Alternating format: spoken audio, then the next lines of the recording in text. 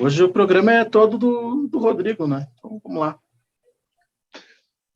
Dibradores e Dibradoras, começa agora mais um episódio do melhor podcast do mundo. Vocês já sabem, o Dibre da Vaca. Se vocês não concordam, vocês não passam de um clubista sem vergonha. Mas, enfim, vamos falar do clássico Grenal 435, vencido pelo Colorado. Rodrigo Cordeiro feliz? Cara, tô porque me surpreendeu. Pois então. E como a gente vê, como a gente está vendo ali, Fernando Eifler ali, chateado, com uma cara de desânimo. É verdade ou me enganei? É verdade, estou desanimado, mas ao contrário do Rodrigão, eu não estou surpreso. Então tá. Sem delongas, né? Peço para vocês, nossos amigos, se inscreverem no canal, muito importante para nós. E também compartilhem com seus amigos. Rodrigo Cordeiro, sem delongas, o Inter venceu por 1-0, gol de quem mesmo? Do David, né? David, no final do primeiro tempo, venceu o time que jogou para isso, né? Que foi melhor o jogo todo, mas principalmente nos 45 minutos iniciais. Depois o Inter deu uma segurada, chegou no segundo tempo, mas ainda saiu barato. Eu quero ouvir de ti. O Inter se encontrou um futebol, o Medina já tem um time titular. É contigo, meu querido. Vai. Caras, eu acho assim, eu acho que o Medina ele tá começando a encontrar um jeito de jogar, né? E isso passa principalmente pela escalação dos 11 iniciais. Se pegar ali o sistema defensivo, o Moisés, ele, entre as qualidades e os defeitos, os muitos defeitos e as poucas qualidades dele, eu ainda acho o Moisés um pouco mais completo para ser um lateral do que o Paulo Vitor. Acho que o Paulo Vitor ainda tem que mostrar um pouco mais de solidez ofensiva para que as falhas defensivas não pesem tanto. Ao contrário do Moisés, que é mais sólido defensivamente, e que, claro, eventualmente não é um cara de grande chegada ali na frente, mas ele torna o sistema defensivo do Inter um pouco mais organizado, vamos dizer assim. E eu acho que passa um pouco por aí, nessa ideia de cascudos e jovens, a vitória do Inter, porque eu acho que o Inter hoje ele tem um grupo um pouquinho mais rodado do que esse grupo do Grêmio, né? E a gente vê pelas trocas, pelas peças que o Medina e o Roger tinham no banco, que quando foram quando eles precisaram chamar alguém, o Inter tinha uns jogadores um pouco mais experientes, um pouco mais rodados, e até mesmo dentro de campo, porque uma hora ali eu estava comentando com a Yasmin, e eu disse para ela assim, olha, se tu olhar o Grêmio, do meio para frente, os 4 últimos jogadores são jovens, né? Sim. E falta ali alguém para botar a bola embaixo do braço, para segurar o jogo. Mas falando um pouquinho do jogo tem o dele, Campas. Fernando. É um jovem colombiano, né? Mas falando um pouquinho do jogo, eu acho que o Inter ele impôs muitas dificuldades para o Grêmio, até por uma estratégia um pouco diferente.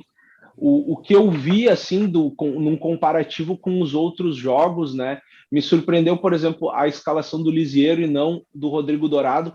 Foi exatamente na figura do Lisieiro, quando o Inter tinha a bola na saída de bola, quando o Inter estava jogando com outros 2 volantes ali, ora Gabriel e Johnny, ora Dourado e Johnny, esses 2 volantes eles se mantinham numa mesma linha, e essa linha, ela marcava a linha de zaga do Inter. E hoje não, hoje o Gabriel entrou para ser um terceiro e o Lisieiro fazia o jogador à frente, só que ele não só recebia essa bola na frente, mas ele tinha sempre no apoio dos 2 laterais a facilidade de tocar a bola e seguir o jogo. O que eu acho que foi isso, exato, o que eu acho que foi méritos dele, mas também uma fragilidade desse sistema defensivo do Grêmio que não compactou, que não encaixou, que deu muito espaço. Então, claro, a gente tem que esperar um pouquinho mais, né? Claro que ganhar um Grenal é muito bom, no momento que o Inter está é melhor ainda, porque, né, tira um pouco esse peso, essa responsabilidade.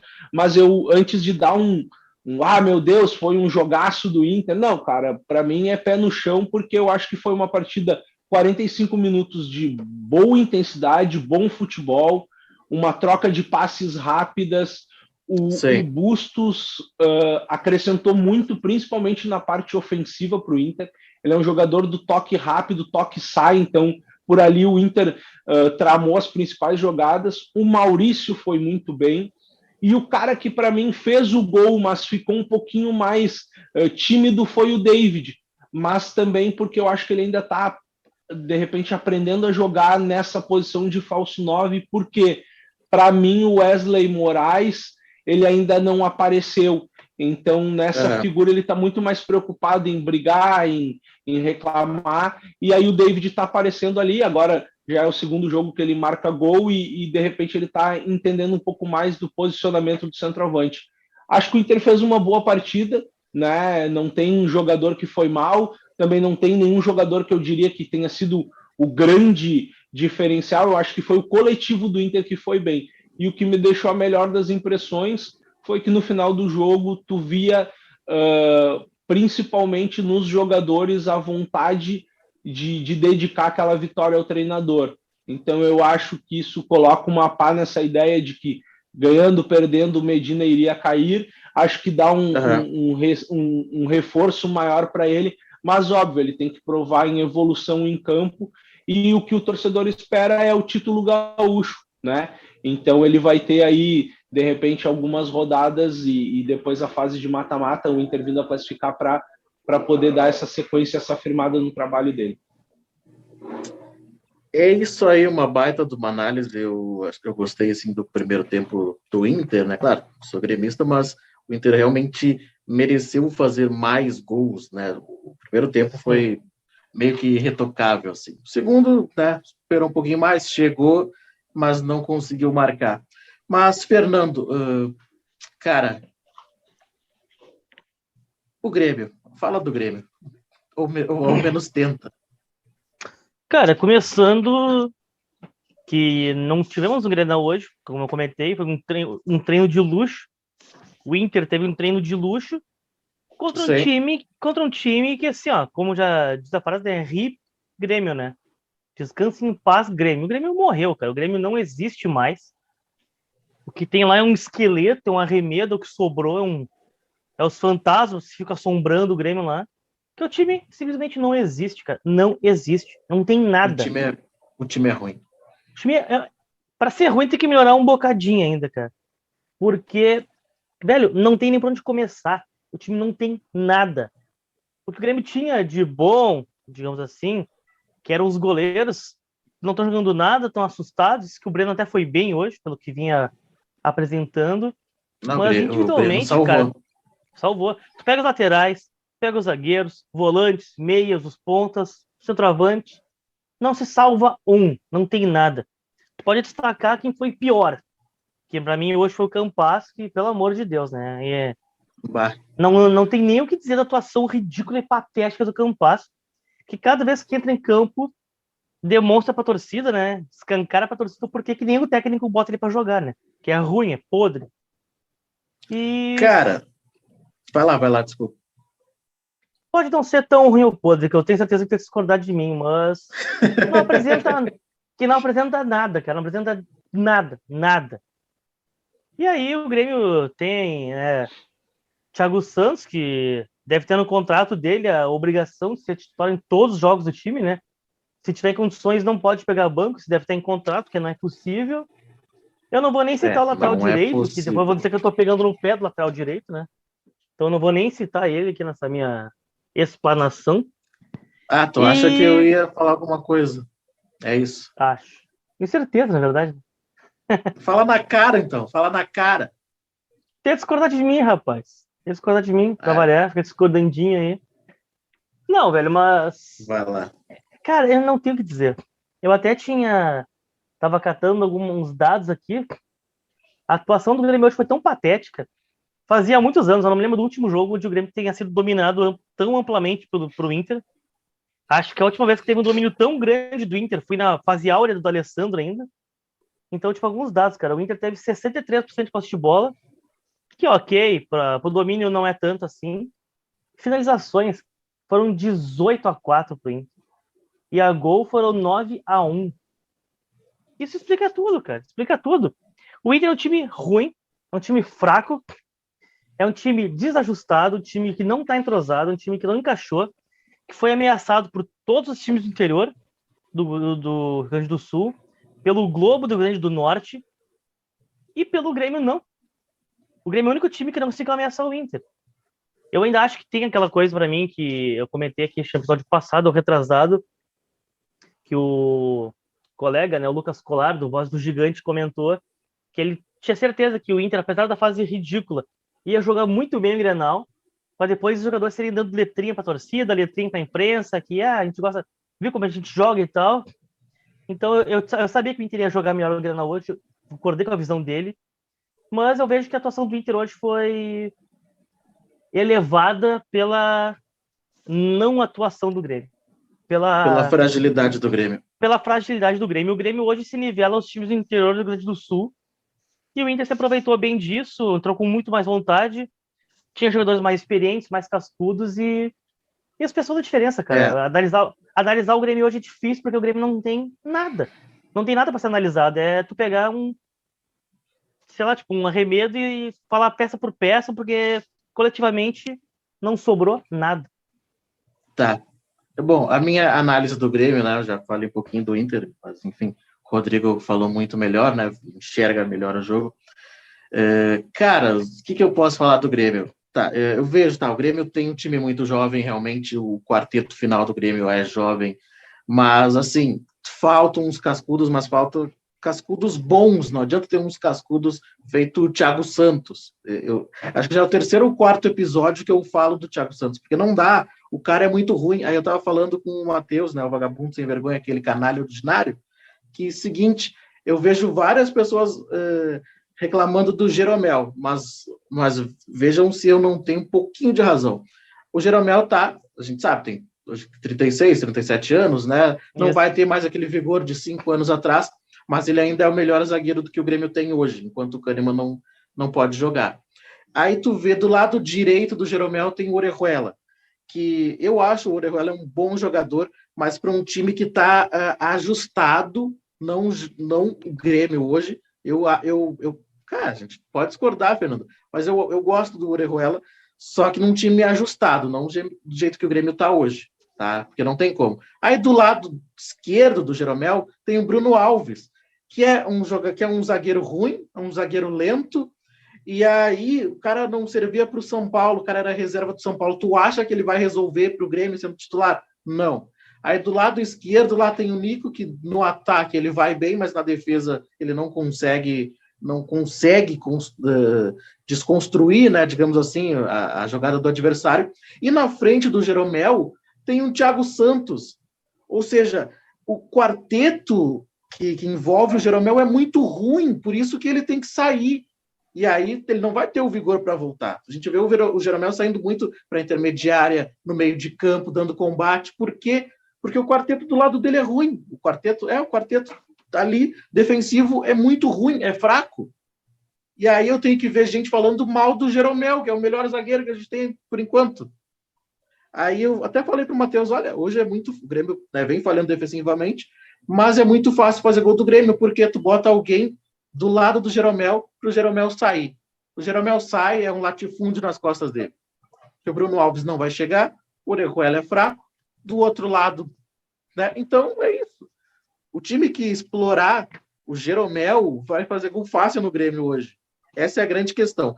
E aí o Roger tem os meninos, e aí eu entendo que ele não quis colocar hoje no Grenal, daqui a pouco para não queimar, mas aí quando ele precisou, ele botou os meninos e deu uma certa queimada. A derrota hoje, né, nesta quarta-feira, tem nome, Roger Machado, e eu gosto do Roger. Acho ele um bom treinador. Ele precisa mostrar ainda. Só que assim, não é segurando o Thiago Santos que ele vai fazer isso. Se ele tem o Fernando Henrique, que é mais bola, o Bitelo, que entrou bem. É um menino, um Bitelo que entrou bem. Acho que hoje o Rildo sentiu um pouquinho mais ok, né? Pelo que o Grêmio tinha no banco, enfim. Ok, tudo bem. Só que a base do Grêmio ali, a espinha dorsal, melhor dizendo, tá muito fraca. E Uma aí, espinha com cara, lordose. eu não tô triste por causa da derrota, mas eu tô desesperado porque o Grêmio foi ridículo, o Grêmio não entrou em campo. E em 30 dias começa a Série B e o Grêmio vai jogar assim. É por isso que o Roger pediu 5 reforços, né? Um lateral direito, mais um zagueiro, um volante e o atacante de lado. Tem mais uma ainda, mais uma posição, mas acho que não sei se é centroavante, enfim. Cara, hoje eu senti falta do Diego Souza. Aí eu vou dizer por quê. Porque, tá, às vezes, se a bola não chega nele, é um a menos. Mas pelo menos com o corpo, com a experiência que ele tem, ele segura a zaga, ele seguraria um pouquinho a zaga do Inter, um pouquinho mais para trás. O Inter saiu jogando lá de trás com tamanha facilidade. E aí eu senti falta do Diego Souza por isso. E uma outra coisa, que aí não é questão de banditismo ou não, mas às vezes tu precisa ter um jogador tipo o Moisés que vai lhe dar uma instigada, vai lhe dar um peguinha, entendeu? O time do Grêmio é muito juvenil, e eu não estou dizendo por causa dos guris. O time do Grêmio é muito, não é eu, é Deus. Não é Deus, cara. É tu que tá ali jogando.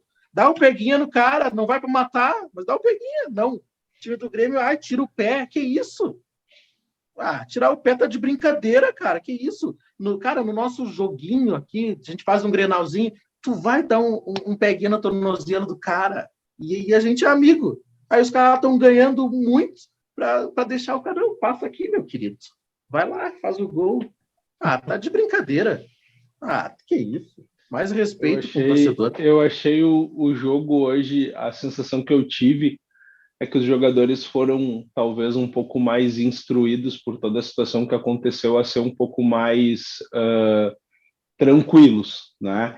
Tirando o Moisés, que tem a capacidade de irritar qualquer torcedor colorado, obviamente não tem como não irritar um jogador do Grêmio em campo. Cara, eu acho que quase todo mundo ali estava, de uma certa forma, um pouco mais de sangue doce. Acho que quem se exaltou um pouco foi Moisés, depois o Thiago Santos, mas, cara, pegando um pouco do que vocês falaram, eu tenho total certeza assim, que hoje, o Fernando falava muito disso, que o Grêmio ele sempre foi, pelo menos nos últimos 3, 4 anos, ele era um jogador que dependia de um cara. E esse cara tá fora, que hoje é o Ferreira. Então aí o Grêmio não tem ninguém para alçar ao lugar do Ferreira se amanhã ou depois. Pode ser que o Gabriel estoure, pode ser que o Rildo, né, calhe a nossa boca e estoure, são todos bons jogadores, né? Só que nenhum ainda está pronto no nível do que o Ferreira estava, ou pré-pronto, como ele estava quando o Cebola, né, começou a trilhar para sair e tudo mais. Então o Grêmio sente falta disso. E, cara, sente falta do Diego Souza, porque o Diego Souza é aquele cara que, bem ou mal, ele vai prender os dois zagueiros. O Elias, ele não tem estatura para prender, ele até é forte fisicamente, mas ele é um cara que, com dois caras de mais quase 10, 15 centímetros do que ele não vai ganhar uma bola. E aí, para mim, faltou o quê? O Grêmio sabia que não ia ganhar a primeira bola, ele tinha que brigar muito pela segunda. E o Grêmio não estava disposto a isso. E aí foi aí, para mim, que definiu o Grenal. O Inter recuperava muito fácil a bola do Grêmio. O Inter tinha a bola, o Grêmio dava espaço, o Inter construía. Aí daqui a um pouco o Grêmio tinha uma possibilidade de ligar um contra-ataque, o Inter encurtava o espaço e o Grêmio já meio que cedia, assim, sabe? Então foi por aí que passou. O Inter jogou muito fácil entre as linhas do Grêmio ali. Foi muito fácil. O Grêmio, principalmente entre a primeira e a segunda linha. A descompactação do Grêmio, ela se dava entre a linha dos 3 atacantes, vamos dizer assim, e a linha dos outros 3 marcadores ali, né? Que a gente pode colocar como ele tirou o Rildo no final do primeiro tempo, ficou com praticamente 3 volantes ali. E ali é que o Inter fez o jogo acontecer. E hoje um cara que jogou bem, apesar de não ter aparecido tanto, mas é aquilo. O Edenilson, ele é o cara que ele quando ele não é o destaque da partida, mas o jogo passa por ele praticamente o tempo todo. E foi o que aconteceu hoje. O Edenilson, ele jogou saída e entrada. Ele teve alguns erros até meio juvenis de conduzir um pouquinho mais, uma coisinha assim, mas eu acho que também isso é uma coisa do cara que não está vivendo, né, aquele grande momento, está ainda conturbado e tudo mais, mas ele fez uma partida incrível no sentido de que ele estava em todos os ataques promissores do Inter e ele estava em quase todas as retomadas e puxada de contra-ataque do Inter. Então é aí que tu baliza o jogo do Inter, né? E aí deu no que deu. Quando ele joga para o coletivo, ele vai muito bem. O problema é quando ele volta da seleção achando que ele é o craque do time. Não, calma, segura. Fernando, para finalizar. Cara, pois eu concordo contigo, mas jogadores que nem o Edenilson me irritam profundamente, cara. Não vou nem dizer porque ele foi bem no Grenal, só que é o jogador que literalmente joga quando quer. Joga quando tá afim. Sim, senão ele também faz aquela palhaçada contra o Globo lá, aquela bola, aquele touchdown, né, que ele bateu naquela Field chute goal. ridículo lá. Aquele field goal, não foi touchdown, aquele field goal.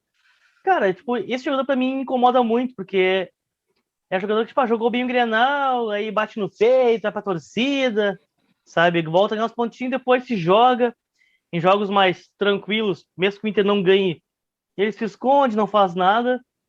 Então, daí eu me incomodo muito com esse tipo de jogador. E com relação ao Grêmio, cara, cada vez mais mostra que a direção do Grêmio inexiste. O Roger realmente pediu 5 contratações, só que eu tenho muito medo disso, cara. Porque o Grêmio vai contratar quem? Essa direção não acerta uma contratação. Só eu tava contrata ouvindo. porcaria.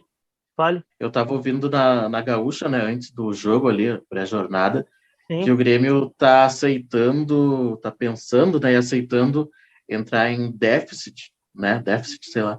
Déficit. Para fazer essas contratações assim de mais peso, né? O Grêmio que sempre comemorou o superávit, agora está pensando em se endividar porque tá feia a coisa. Porque senão não chega entre os 4 primeiros da Série B. Mas não Então, chega nem a Série B, pau, a mas coisa- nem a pau. É que A a Série coisa B tá- é diferente, né, cara? Ela não é um. Tu pode ter um time de muito toque de bola, só que, cara, toque de bola tu vai jogar nos potreiros, entendeu? A gente sabe que os campos melhoraram muito, só que ainda são muito aquém da qualidade do Série A dos top. Então, Sim, não sim. adianta tu ter um time bonitinho, toque de bola e ultrapassagem e bababá, se tu vai pegar. Tu vai precisar quebrar a bola, o Diego Souza chulapear, alguém vir cruzar e ter 3, 4 para bate e rebate, cara que chuta pro gol. O Grêmio hoje não tem cara que chuta pro gol. É isso aí.